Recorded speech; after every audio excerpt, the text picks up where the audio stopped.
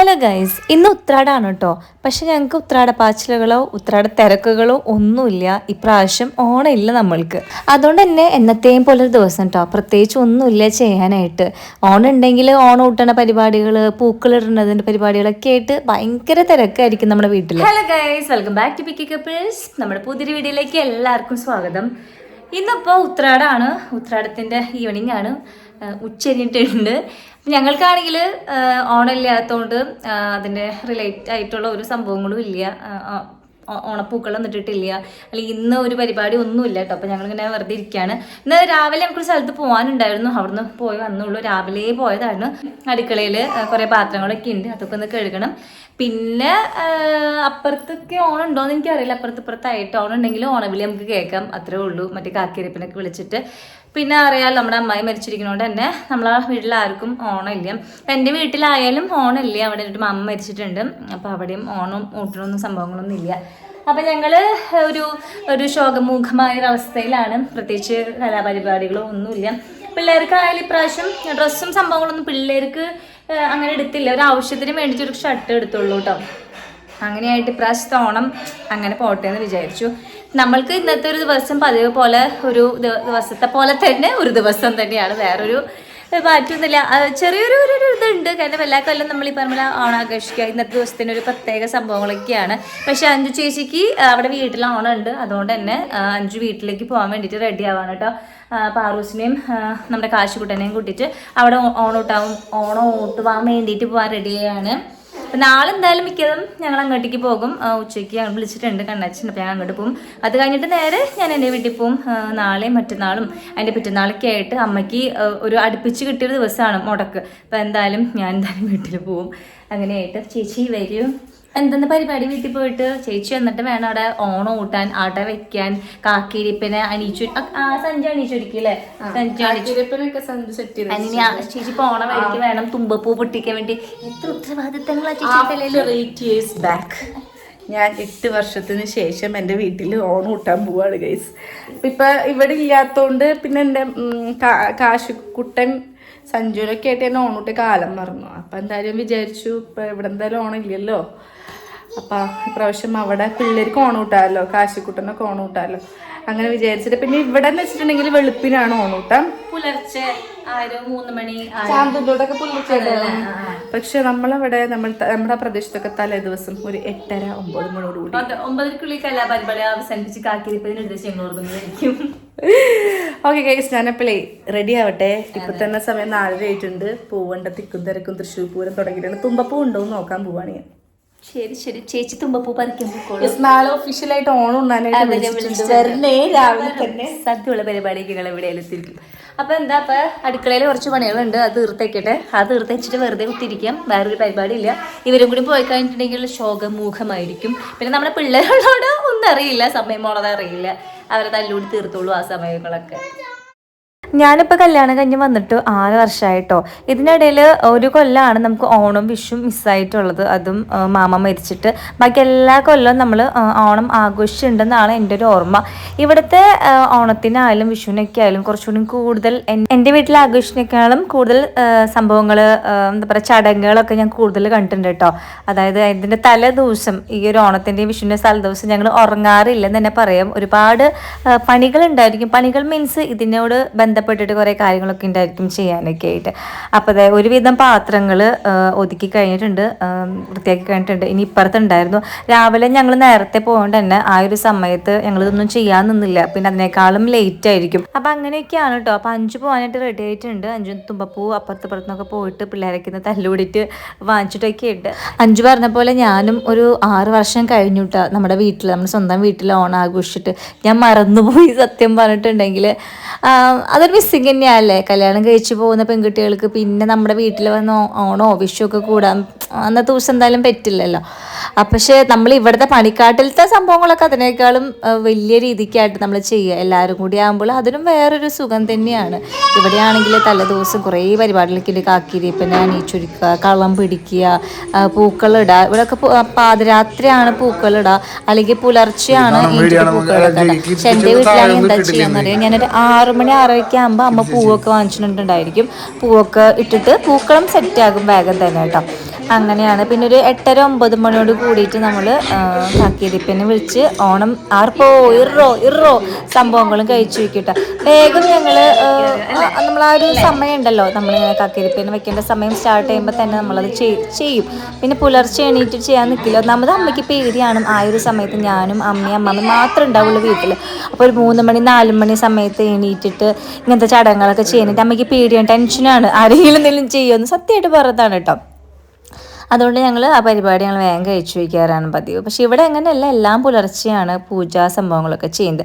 അപ്പോൾ അതെ, ഇവിടെ ഒരാൾ ഒരു കാര്യം സാധിച്ചിട്ട് കാശുകൂട്ടൻ 2 പോയിട്ട് ഞാൻ തുടയ്ക്കാൻ നിൽക്കുകയാണ്. അതൊക്കെ മീൻസ് ക്ലീൻ ആക്കിയിട്ട് തുടയ്ക്കാൻ നിൽക്കുകയാണ്. അപ്പോഴാണ് എന്നെ സഹായിക്കാൻ വേണ്ടിയിട്ട്, അമ്മേനെ സഹായിക്കാൻ വേണ്ടിയിട്ട് കുട്ടികൾ ഇപ്പോഴേ തയ്യാറെടുത്ത് കഴിഞ്ഞിരിക്കുന്നു. കണ്ടിട്ട് എൻ്റെ കണ്ണിൽ നിന്ന് കണ്ണീർ പൊടിയുന്നു ഗൈസ്. എന്തായാലേ ഇതൊക്കെ എപ്പോഴും ഉണ്ടായാൽ മതിയെങ്കിൽ ചേട്ടൻ അതാ പറഞ്ഞത്, ഇതൊക്കെ എപ്പോഴും ഉണ്ടായാൽ മതി. ഞാൻ ചോദിച്ചിട്ട് എനിക്ക് തരുന്നുണ്ടായിരുന്നില്ല. ഇവര് ഇതേപോലെ മോപ്പും ചൂലൊക്കെ എടുത്തിട്ട് ഇറങ്ങും കേട്ടോ. ഇവരുടെ ഒരു വൃത്തിയാക്കലുണ്ട്. നമ്മൾ ചെയ്യുന്ന കണ്ടിട്ട് തന്നെയാണ് നമ്മുടെ പിള്ളേരും ചെയ്യാന്ന് പറയുന്നത്. വളരെ എന്താ പറയുക, കറക്റ്റായിട്ടുള്ളൊരു കാര്യമാണ്. അപ്പോൾ ഇവിടെയൊക്കെ ഒന്ന് തുടച്ച് വൃത്തിയാക്കട്ടെ.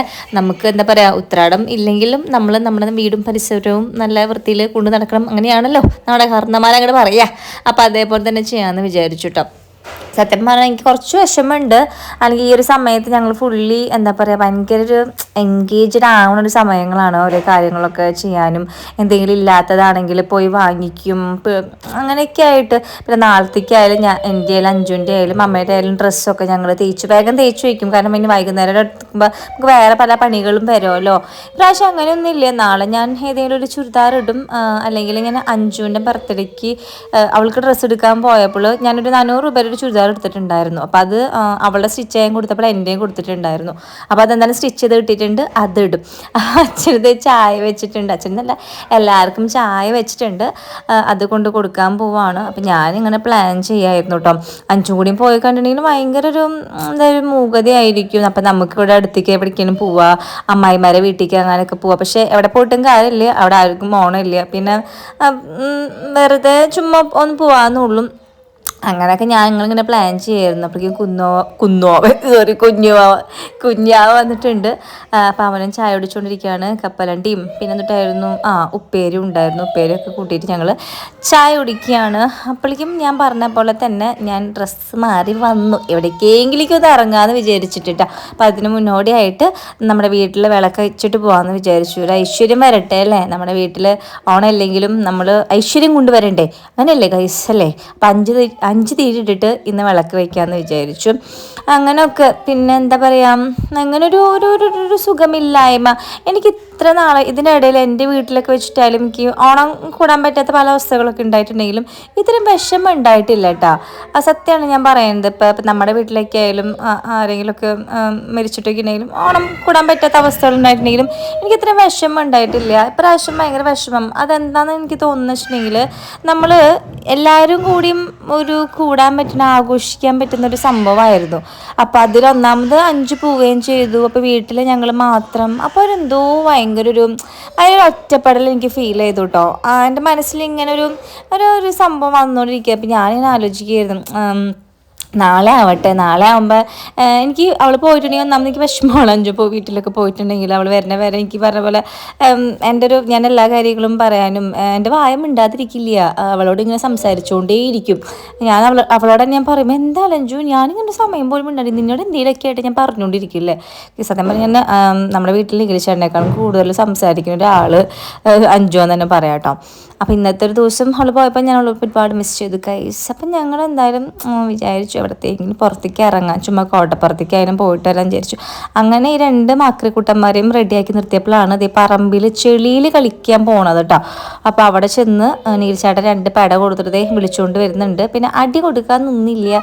ഈ സമയത്ത് കരയിപ്പിക്കണ്ടെന്ന് വിചാരിച്ചു. പിന്നെന്ന് വെച്ചിട്ടുണ്ടെങ്കിൽ ഇതൊക്കെ ശരിക്കും പിള്ളേരെ കളിക്കണതല്ലേ, അവരുടെ പ്രായം അതല്ല. നമ്മൾ എന്തെന്ന് പറഞ്ഞിട്ടാണ് അവർ തല്ലണത് അല്ലേ. ഇങ്ങനത്തെ ഉള്ള കാര്യങ്ങൾക്ക് ഭയങ്കര വലിയ കുരുത്തക്കേടൊക്കെ ചെയ്യുമ്പോഴല്ല നമ്മൾ അടിക്കുകയൊക്കെ ചെയ്യും. ഞാൻ നന്നായി അടിക്കട്ടെ. ഞാൻ ഇങ്ങനെയൊക്കെ പറയുന്നുണ്ടെങ്കിൽ എനിക്ക് ദേഷ്യം വന്നാൽ അടിക്കും.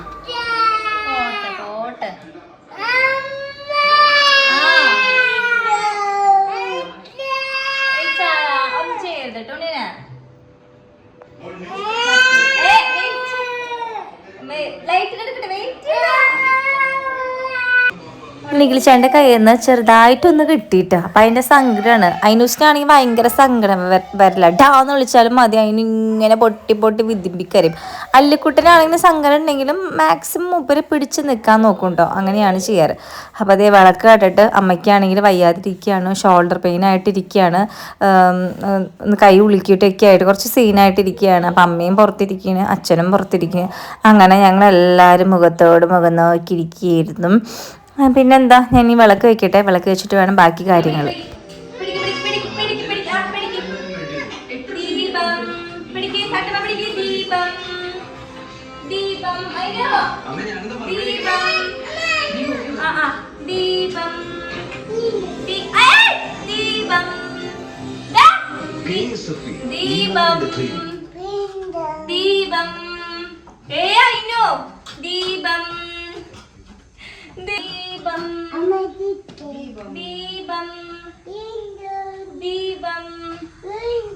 ദീപം തലക്ക് മാറ്റിക്ക്. ദീപം മുഖം മാറ്റിക്ക്.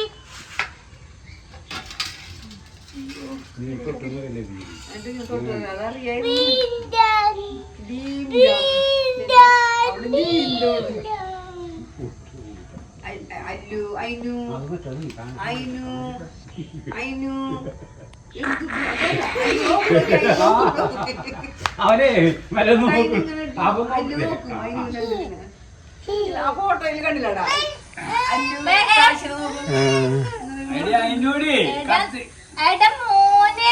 പൊള്ളട്ടെ ഇത് കൊടുക്ക്. പൊള്ളട്ടെ ഒന്ന് പൊള്ളട്ടെ.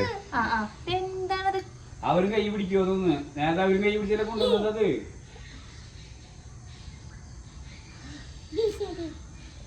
ഇത് പതിവ് കാഴ്ച കേട്ടോ. നമ്മുടെ വീട്ടിൽ ആര് വിളക്കാണിച്ചിട്ടുണ്ടെങ്കിലും കാശി, അല്ലു, അതിനു, പാറു കയ്യിൽ പിടിച്ചിരിക്കും. അങ്ങനെയാണ് ഇപ്പം. അങ്ങനെ രണ്ടുപേരെയും കൂടെ നാമൊക്കെ ചൊല്ലിക്കാൻ ശ്രമിച്ചു. വെറും ശ്രമം മാത്രം, ഒരക്ഷരം പോലും മിണ്ടൂല കേട്ടോ. ചുമ്മാ മോള് അതിനനുസരിച്ചിട്ടുണ്ട്. അത് കഴിഞ്ഞിട്ട് അടുത്ത വേഷം കെട്ട് ചന്ദനത്തിരി കത്തിക്കാനായിരുന്നു. അത് വാശിന്ന് പറഞ്ഞിട്ടുണ്ടെങ്കിൽ ഒന്നും പറയാനില്ല. ഇവര് വാശിയായിരുന്നു അത്ര. ഇവരെ അച്ഛന്, അതായത് എൻ്റെ ഭർത്താവിന് നീൽച്ചാണ്ട് ഭയങ്കര വാശിയായിരുന്നു. ആര് പറഞ്ഞിട്ടുണ്ടെങ്കിലും അനുസരിക്കുന്നല്ല, അത് ചെയ്ത് തീർത്താലേ സമാധാനം ആവുള്ളൂ. അങ്ങനെയുള്ളൊരു വാശിയാട്ടോ. ഞാൻ മാക്സിമം അതും പകയ്ക്ക് വെക്കില്ല. ഞാൻ നല്ല തല്ലും നല്ല ചീത്തയും പറഞ്ഞു കൊടുക്കും. അതേപോലെ തന്നെ എല്ലാവരും. പക്ഷെ അതവരെ ജീനിൽ അലിഞ്ഞു ചേർന്നിരിക്കുകയാണ്. അങ്ങനെ ഞങ്ങൾ പോവാൻ റെഡിയാക്കാണ്. അമ്മയ്ക്ക് പാടുണ്ടായിരുന്നെങ്കിൽ, അമ്മയ്ക്ക് വയ്യായില്ലായിരുന്നെങ്കിൽ അമ്മേനെ അച്ഛനെയും കൊണ്ടുപോകായിരുന്നു. അപ്പം എന്തായാലും അമ്മതേക്ക് എടുക്കാൻ പോയിട്ടോ. വിളക്ക് വെച്ച നേരത്തേക്ക് അമ്മ എണീറ്റതായിരുന്നു. അമ്മ കെടുക്കാൻ പോയി. അച്ഛനപ്പം അതേ അമ്മരെ കൂടെ ഇരിക്കുകയാണ് കേട്ടോ. പിന്നെന്താ, പിന്നെ ഒന്നുമില്ല. ഞങ്ങൾക്ക് ഒരു ഐഡിയ ഇല്ല എങ്ങോട്ടേക്കാ പോവാന്ന് സംഭവങ്ങൾക്കും. എൻ്റെ ചുമ്മാ കൊടുങ്ങല്ലൂർ വരുന്നൊരു പോവാന്നുള്ളൊരു സംഭവം. പ്ലസ് വല്ലയിടത്തേക്കും വലിയമാരെ വീട്ടിലേക്കോ പിടിക്കാളിക്കൊക്കെ ആയിട്ട് അന്നില്ലേ കാറി കയറിയിരിക്കുമ്പോൾ താനേ ഒരു സംഭവം വരും. അങ്ങനെ തന്നെ വലിയമാരൊക്കെ അടുത്തേക്കൊക്കെ നാളെ പോകാമെന്ന് വിചാരിച്ചു കേട്ടോ. അപ്പോൾ പിന്നെ എന്തായാലും കൊടുങ്ങല്ലൂർ പോകാമെന്ന് വിചാരിച്ചു. അവിടെ കോട്ടപ്പുറത്ത് ചുമ്മാ പോയിട്ട് വരാൻ വെച്ചപ്പോഴേക്കും നല്ല മഴക്കാലം ഒത്തിരി ചെറുതായിട്ടൊന്ന് ചാറിനുണ്ടായിരുന്നു. അപ്പോൾ കൊടുങ്ങല്ലൂർ എത്തിയപ്പോഴാണെങ്കിൽ അടിപൊളി തിരക്കായിട്ടോ. കുറേ പേര് ഇപ്പോൾ വർക്ക് കഴിഞ്ഞിട്ട് ഓരോരോ ജോലി കഴിഞ്ഞിട്ട് ദേ ഡ്രസ്സ് എടുക്കുന്നുണ്ട്, പൂ വാങ്ങിക്കുന്നുണ്ട്. ഇനി അവരുടെ വീട്ടിൽ ചെന്നിട്ട് വേണം ബാക്കിയുള്ള കാര്യങ്ങളൊക്കെ റെഡിയാക്കാൻ വേണ്ടിയിട്ട്. ഞാനത് ആലോചിക്കുകയായിരുന്നു. ജോലിക്ക് പോകുന്നൊരു സിറ്റുവേഷൻ, അതായത് ഡേ ടൈം കഴിഞ്ഞിട്ട് ഈ ഒരു ടൈമിൽ അവരുടേതായ സാധനങ്ങളൊക്കെ വാങ്ങിച്ചുകൊണ്ട് പോയിട്ട് വേണം ഇനി റെഡിയാക്കാനായിട്ടല്ലേ. നമ്മളിതേ കോട്ടപ്പുറത്ത് എത്തിയിട്ടുണ്ട്. അപ്പം ഇവിടെ വന്നപ്പോഴാട്ടോ നമ്മൾ കുറച്ച് സംഭവങ്ങൾ ശ്രദ്ധിക്കുന്നത്. എന്തൊക്കെയോ ഒരു പരിപാടി അവിടെ ഇനാഗ്രേഷൻ കഴിഞ്ഞിട്ടുണ്ട്. അപ്പോൾ നോക്കിയപ്പോൾ അവിടുത്തെ ക്യാപ്ഷൻ നോക്കിയപ്പോൾ ഓണനില്ല എന്ന് പറഞ്ഞിട്ടാണ് കേട്ടോ. അപ്പം എന്തോ ഗാനമേള സംഭവങ്ങളാണ്. ഗാനമേള അല്ല, ഞാൻ പറഞ്ഞത് തെറ്റുണ്ടെങ്കിൽ ക്ഷമിക്കണം. കുറച്ച് പാട്ട് പരിപാടിയാണ് അവിടെ നടക്കാൻ പോണത്. അപ്പോൾ ഇവർ രണ്ടുപേരും ഭയങ്കര ഹാപ്പി ആയി. ഞങ്ങൾക്ക് കാണേണ്ടതും ഇവരുടെ ഹാപ്പിനെസ് തന്നെയാണ്. അങ്ങനെയാണ്. അല്ലെങ്കിൽ നമ്മൾക്ക് മാത്രമാണെങ്കിൽ ഞങ്ങൾ ഏതെങ്കിലും ഒരു മോളിൽ പോയേനെ, ചുമ്മാ കുറച്ച് നേരം അവിടെ ഇരുന്ന് എന്തെങ്കിലും സംസാരിച്ചിട്ട് വരായിരുന്നു. നമുക്ക് സംസാരിക്കാൻ ഇവിടെ അവിടെ ഒന്നും പോകണമെന്നില്ലല്ലോ. പിള്ളേരാകുമ്പോൾ പിള്ളേരുടെ ഹാപ്പിനെസ് കാണാൻ നമുക്ക് ഇഷ്ടം. അതാണ് കോട്ടപ്പുറത്തേക്ക് വന്നിട്ട്. അപ്പോൾ ഇവിടെ എത്തിയപ്പോൾ ഇവർ രണ്ടുപേരും ഇവരെ ലൈറ്റും പിന്നെ കുറേ സാധനങ്ങളൊക്കെ ഉണ്ടാക്കിയൊക്കെ വെച്ചിട്ടുണ്ട്. അതൊക്കെ കണ്ടപ്പോൾ ഭയങ്കര ഹാപ്പിയായി. പിന്നെ ഓരോ ബൗ പട്ടികൾ അവിടെ ഇവിടെ കിടക്കുന്നുണ്ടിട്ട് അവരെ മീതിക്ക് ചാടാണ്ടായിരുന്നു. അങ്ങനെയൊക്കെ ആയിട്ട് അപ്പോൾ ഞങ്ങൾ ആ ഒരു പരിപാടി നടക്കുന്ന ഒരു സ്ഥലത്തേക്ക് പോട്ടെ. അപ്പോൾ അതിവിടെ മാവേലിനൊക്കെ ഉണ്ടാക്കിയൊക്കെ വെച്ചിട്ടുണ്ട്. അപ്പോൾ അതൊക്കെ കണ്ടു. കുറച്ച് പേര് കാണാനിരിക്കുന്നുണ്ട്. ഇവിടുത്തെ എന്തോ ടെസ്റ്റ് ചെയ്യാണ്, മൈക്ക് ടെസ്റ്റിംഗ് ചെയ്തുകൊണ്ടിരിക്കുകയാണ്. പിന്നെന്താ ഈ ഒരു കോട്ടപ്പുറം എന്നുള്ളത് പല സിനിമകളും നിങ്ങൾ കണ്ടിട്ടുണ്ടാവും. പ്രധാനമായിട്ടും പൊറിഞ്ചുമറിയത്തിലാണ് ഈ ഒരു കോട്ടപ്പുറം അവിടെ സൈഡിലുള്ള വീടൊക്കെ കൂടുതലായിട്ട് ഞാൻ ശ്രദ്ധിച്ചിട്ടുള്ളത് കേട്ടോ. അപ്പോൾ അവിടെ കുറച്ച് ഇരുന്നിട്ട് പാട്ടൊക്കെ കണ്ടു. പിന്നെ ദേ ഇവരിവിടെ ഓടിക്കളിച്ചുകൊണ്ടിരിക്കുകയാണ്. അപ്പുറത്തേക്ക് വണ്ടി വരുന്നുണ്ട്, നമ്മളൊന്നും ശ്രദ്ധിച്ചുകൊണ്ടിരിക്കണ്ട, അവർ തന്നെ ഓടി പോകണ്ട. ഞാൻ നല്ല ചീത്ത പറഞ്ഞു. പിന്നെയാണ് ആലോചിച്ചത്, ഞാനൊരു എന്താ പറയുക ഒരു പബ്ലിക് പ്ലേസിൽ നിന്നുകൊണ്ട് ഇങ്ങനെ അലമ്പത്തരം കാണിക്കുന്നത്. ഞാൻ വാടങ്ങട് അങ്ങനെയൊക്കെ ആട്ടെ ഞാൻ വിളിക്കുന്നത്. അപ്പം എനിക്ക് ചോദിച്ചാൽ ഇത് പതുക്കെ, ഇത് നമ്മുടെ വീടല്ലേ പതുക്കെ. അങ്ങനെ ഞാനൊരു വിധം കൺട്രോൾ ചെയ്ത് കുറച്ചൊന്നും ഒരു അങ്ങോട്ട് പിരിച്ചു കൊടുത്തു കയ്യുമ്പോൾ. അപ്പോൾ കുറച്ച് സമാധാനം കിട്ടിയത് എൻ്റെ ഒപ്പം വന്നുകൊണ്ടിരിക്കുകയാണ് കേട്ടോ. ഇനി ഞങ്ങൾ മാക്സിമം ഒരു 15 മിനിറ്റോ 20 മിനിറ്റോ അവിടെ നിന്നുള്ളൂ. അപ്പോഴേക്കും ഞങ്ങൾക്ക് വീട്ടിൽ പോകാൻ തോന്നി. നമ്മൾ എല്ലാവരുമായിട്ടല്ലേ വരാറ്. അപ്പോൾ ഒറ്റയ്ക്ക് ഇങ്ങനെ വരുമ്പോഴും വലിയൊരു ഗുമ്മില്ലെന്നേ, എന്തോ ഒരു മിസ്സിങ് ആണ്. എല്ലാവരുമായിട്ട് വരുന്ന പോലെയല്ല നമുക്ക്. അപ്പോൾ കുറച്ച് നേരം അവിടെ നിൽക്കാമെന്നൊക്കെ വിചാരിച്ചെങ്കിലും ഓക്കെ, നമുക്ക് വീട്ടിൽ പോണ വഴിക്ക് ഫുഡ് കഴിക്കാം, അച്ഛനമ്മയ്ക്കുള്ള ഫുഡ് മേടിക്കാം, അങ്ങനെയുള്ള പരിപാടിയിലാണ്. അപ്പോൾ അല്ലുക്കുട്ടനാണെങ്കിൽ വരുന്നുണ്ടായിരുന്നില്ലേ, അവന് ഇവിടെ വരണ്ടാന്ന്. ഇവിടെ ഫുള്ള് ഓടി നടക്കാനും പൂ പൊട്ടിക്കാനും ഒക്കെ ആട്ടാ. അവൻ വരാണ്ട് കുറേ അവനെ പിടിച്ചു വലിച്ചഴച്ചുകൊണ്ട് പോയി. നമ്മൾ റീൽസിലൊക്കെ വീഡിയോസിലൊക്കെ കാണൂലേ, ഞാൻ എപ്പോഴേ കണ്ടിട്ടുള്ളൂ ഇങ്ങനെ പിടിച്ച് വലിച്ചഴച്ചുകൊണ്ട് പോകാന്നുള്ള സംഭവം. അങ്ങനെ പാപ്പ വാങ്ങിച്ചില്ലെന്നൊക്കെ പറഞ്ഞിട്ട് നമ്മളൊരു തട്ടുകടയിൽ ഇരിക്കുകയാണ്. തട്ടുകടയിൽ വന്നപ്പോൾ അവിടെ നല്ല തിരക്കായിരുന്നു. ഞങ്ങൾ കുറച്ച് നേരം വെയിറ്റ് ചെയ്തു. അപ്പോൾ ഒരു ഫ്രൈഡ് റൈസും ഒരു 65, പിന്നെ ഞാൻ നൂലപ്പാട്ട് പറഞ്ഞത് ഒരുപാട് നാളായി നൂലപ്പവും ബീഫും കഴിച്ചിട്ട്. അപ്പോൾ എനിക്ക് ഭയങ്കര കൊതിയായി. ചേട്ടനോട് പറഞ്ഞത് ഇവിടെ നൂലപ്പവും ബീഫും കിട്ടുമെന്ന്. അപ്പോൾ അങ്ങനെ അതും വാങ്ങിച്ചു. പിന്നെ വീട്ടിലേക്ക് കുറച്ച് സാധനങ്ങളും വാങ്ങിച്ചു. ഫുഡ് ഞങ്ങൾ വരുന്ന വഴിക്ക് അച്ഛനെ ഏൽപ്പിക്കാമെന്ന് വിചാരിച്ചിട്ടായിരുന്നു. നമ്മൾ നേരെ പോകുന്നതിന് വെള്ളിയാഴ്ചയുടെ അടുത്തേക്കാണ്. അപ്പോൾ അച്ഛനോട് റോഡ് സൈഡിൽ വന്ന് നിൽക്കാൻ പറഞ്ഞിട്ടുണ്ട് ഫുഡ് കൊടുക്കാനായിട്ട്. അവർക്ക് പൊറോട്ടയും ബീഫും പിന്നെ എന്തൊട്ടാ ഫ്രൈഡ് റൈസ് ബാക്കി ഉണ്ടായിരുന്നു, അതും പാർസലേപ്പിച്ചിട്ടുണ്ട്. നൂലപ്പവും വാങ്ങിച്ചിട്ടുണ്ടായിരുന്നു ഗൈസ്.